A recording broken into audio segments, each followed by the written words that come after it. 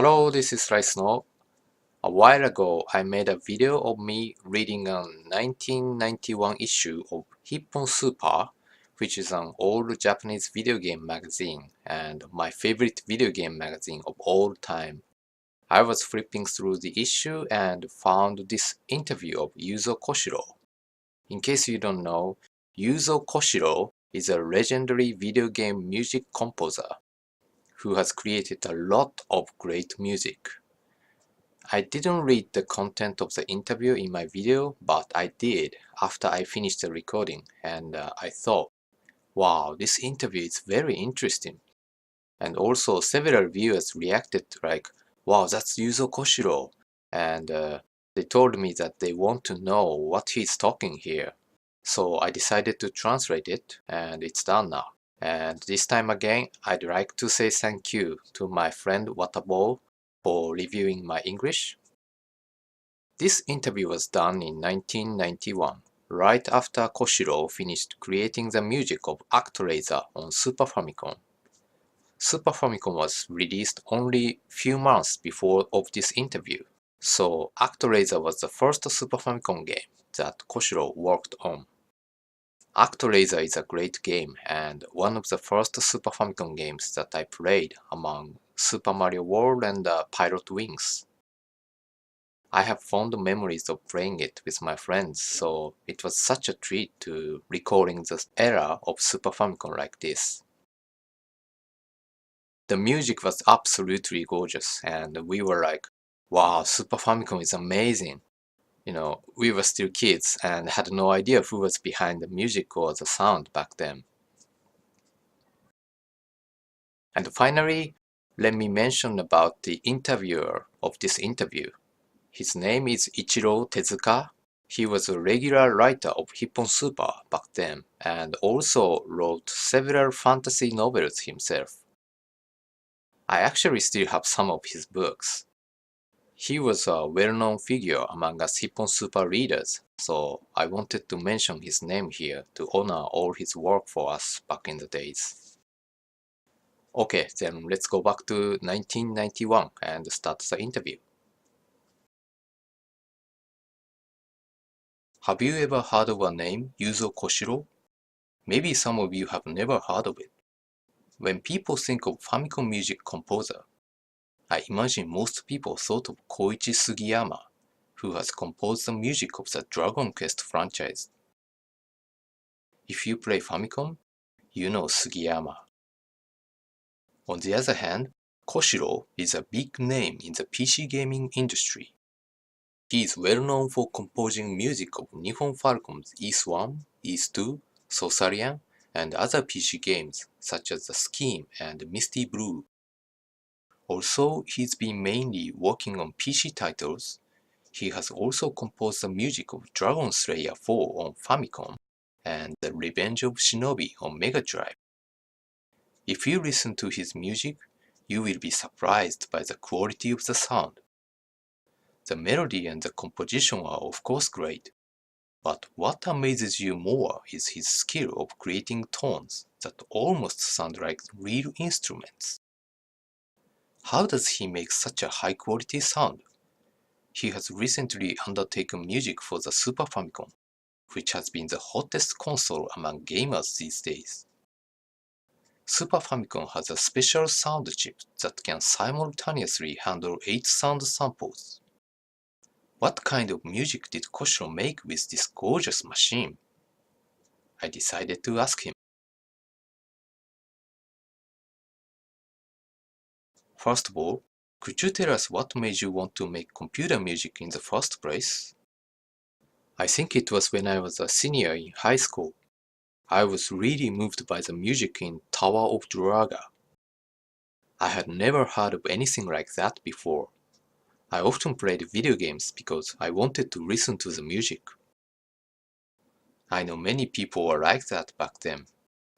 Yeah, but at first, I didn't think of making computer music myself. Even if I wanted, the equipment was just too expensive for a high schooler. That's why you bought a PC? Yes. One day, I saw Sixter being played on NEC's PC8801 SR. The game was good, but the music was even better. And the price of a PC8801 was reasonable even for me at the time. I see. So that's how you started then. What kind of music did you make at first? Game music, of course. I was imitating the music from arcade games because I wanted to apply for the Namco's music program contest that was being held on Micon Basic magazine at the time. How did it go? I was pretty satisfied with what I made, and I ended up working in the PC gaming industry. I became a writer of Micon Basic magazine and continued to make music on my own. Then, you joined Nihon Falcom?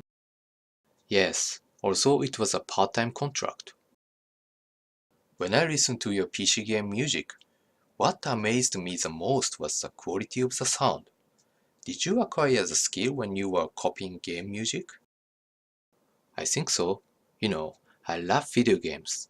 I wouldn't have become who I am today if I wasn't a gamer. Then, what kind of game do you like? There are just too many. But if I dare to choose, I think shooting games are my favorite genre. I also like action games. What about RPGs? I don't play RPG so much. What about your favorite game music? I think Konami's music. If I pick one from their recent titles, I really like the ending theme of Parodies, the Famicom version. You mean Parodies Ondo? Yes, that song was amazing. Then what about the music that influenced me the most? Yes, that's also Konami's music. I was especially impressed by their skills of utilizing PSG. I've heard that you are a big fan of Konami games on MSX. I loved them. I loved the games, but also loved the music as well. I've learned a lot from those MSX tracks. Could you be more specific? The sound effects, for example. I see. There was a version of MSX that had a function to slow down the processing speed. So I used the function to slow down the speed of sound effects so I could analyze them. Until then, my method was very primitive. I was holding the reel of the tape with my finger so I could slow it down and listen. The MSX made my work much easier. I can tell that you really love video games. Yeah, I think so too. My motivation and efforts derived from my passion for video games. I really love it, so I can't compromise. I always feel sad whenever I listen to a shoddy, half-assed song. So far you have made music on PC8801, PC9801, X68000, Famicom, and Mega Drive. And this time, you tackled on Super Famicom for the first time. How was it? It wasn't easy. Also, I kind of expected it. Part of the reason was I've never worked on the system before. Is the sound making on Super Famicom different from other platforms? Yes, it's quite different. If it's FM synthesis, which is used on some PCs and the Mega Drive, I already have some prior experiences and know-how. Also, I can use my own PC to program the sound. But since Super Famicom uses a sampler, the process of sound making and the composition are quite different. So you use a sampler to make music? Yes, I use a Sony computer called News. I run the score editor and the sound editor on this machine. Please tell us more about the process. I didn't have much issue using the score editor since you just need to input notes on the score, but I had some difficulty with making sound. So that's where the process is different from FM synthesis. Yes, for FM synthesis, you set parameters to make sound. But for Super Famicom, you make sound with a synthesizer and edit it on the sound editor. But you have to do it while thinking of the memory limitation. And this memory management was the hardest part. So you need to compress the sound data. Exactly. how does the sound change when it was compressed? If you don't do it right, the sound changes to something completely different from the original.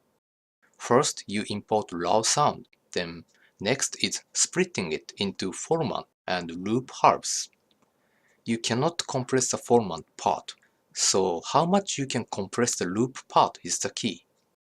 Could you explain it with an example? If you take a sample of sound like ka, ka part is the formant, and the part is the loop. So something like vowel and consonant. Yeah, you compress the vowel, the part. But there is a limit in compression. As I said, if you don't do it right, the sound changes completely or even produces a noise. So if it's on PC, you could make a high quality sound by arranging parameters. But on Super Famicom, the quality of the sound can be determined by how well you can compress the loop part. Yes, if you think about the quality, the best way is leaving the raw sound as it is. Then it would sound as good as CDs. But you cannot do that because the memory is limited. After you created sounds and scores, what do you do next?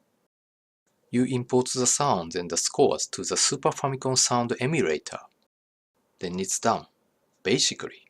However, sometimes you still need to adjust things. Like what?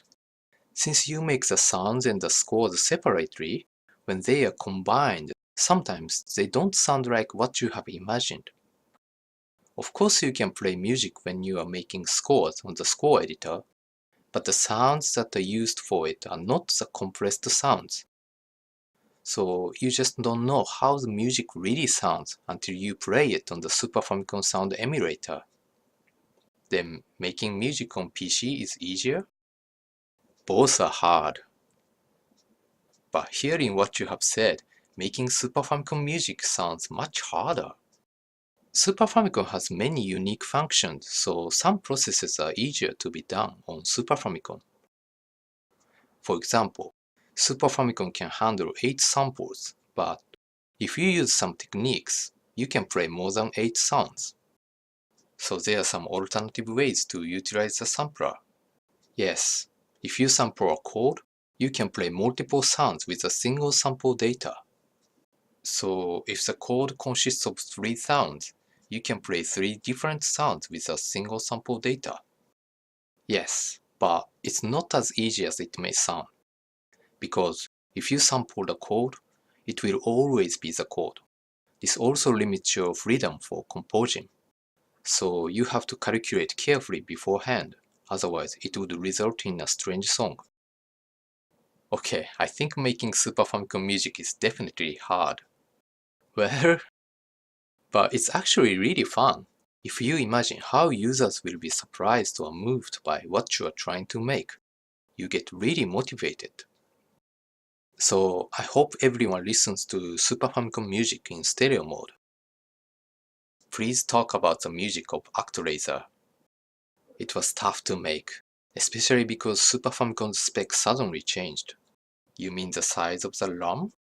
Yeah, I was very surprised. Suddenly they doubled the size. Has the increase in RAM affected your music creation? Yeah, you can do a lot more. For ActRaiser, we could acquire 68K byte for the sound.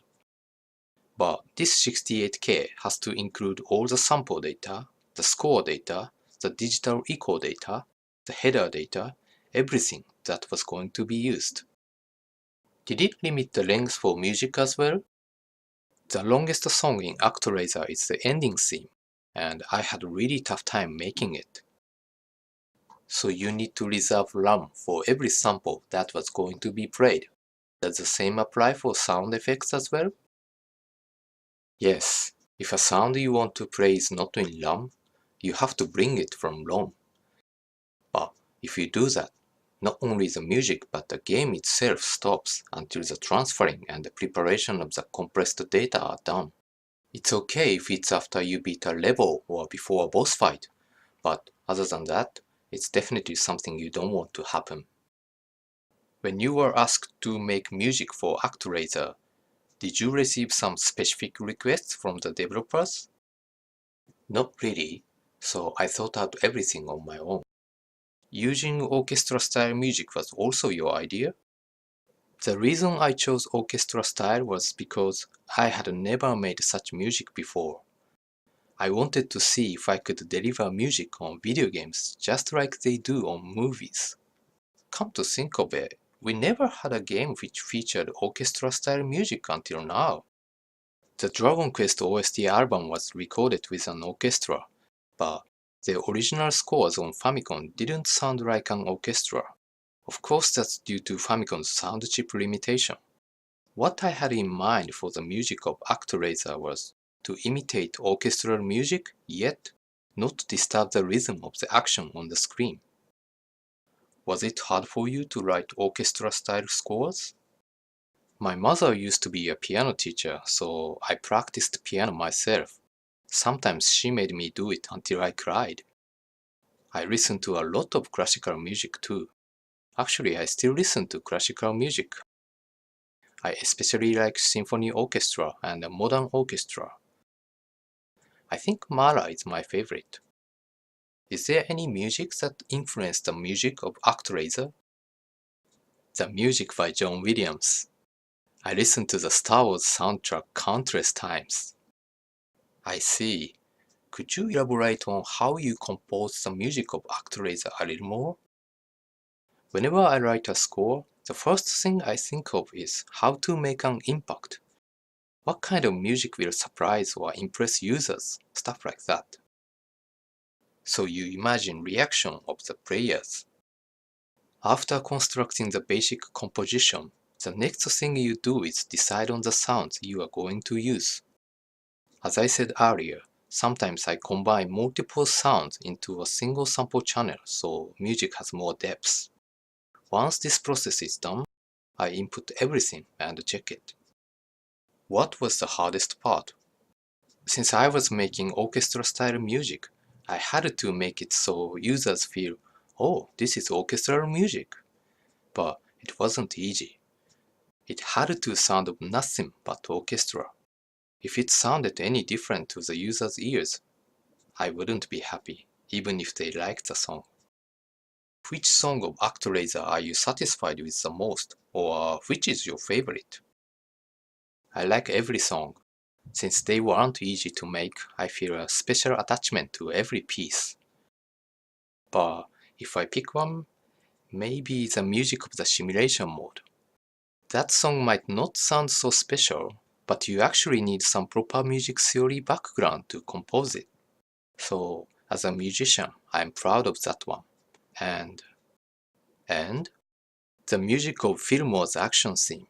Don't you think that music is a bit different from others? Well, now that you mention it, maybe. That was the first song that I made for ActRaiser, so it sounds a bit lighter than others. Later ones are more stable, as I became more used to the sound making on Super Famicom by then. Maybe you don't notice the difference when you listen to it as playing the game though. But you noticed when you listened to the entire soundtrack? Yeah. I felt the style reached fruition when I made the theme of the multiple boss fight in the final level. Please tell us about making the sound effects. The method was basically the same as the music. Actually, the groaning sound that you hear when you receive damage is my own voice. Also, to use the memory efficiently, I use the same sample data for several different sound effects. For example, the sounds that you hear when you receive damage and the sound that you hear when an enemy shoots an arrow are actually made by the same sound. So you use the same sample data but change the pitch? Do you know those small electronic keyboards that have a sampling function? You can record your voice or other sounds and play it with the keyboard. Basically, what I did was the same. This is the last question. What is your current goal or dream? I want to create music that no one has ever made. I will continue to make good music, not only as video game music, but on its own as well. I want to do something no one else would do. Also, I want to make non-video game music as well. Actually, I'm not satisfied with the current Japanese music scene. Whenever I listen to music from other countries, I feel the inferiority of Japanese music. I wish to change the situation. I see. So you want to create world-class music or video game music that can compete with movie music? Yes. Could you give our reader a message? Everyone, please listen to the music of ActRaiser. I'm not saying it's perfect, but I couldn't have made this quality of sound without the Super Famicom. So I want you to feel the Super Famicom's potential through my music. That said, I still haven't fully utilized the power of this system, so I think I can make even better music for the next game. Fortunately, I've already received an offer for another Super Famicom game, and this time I can use even more memory for the sound. So I will do my best to meet your expectations.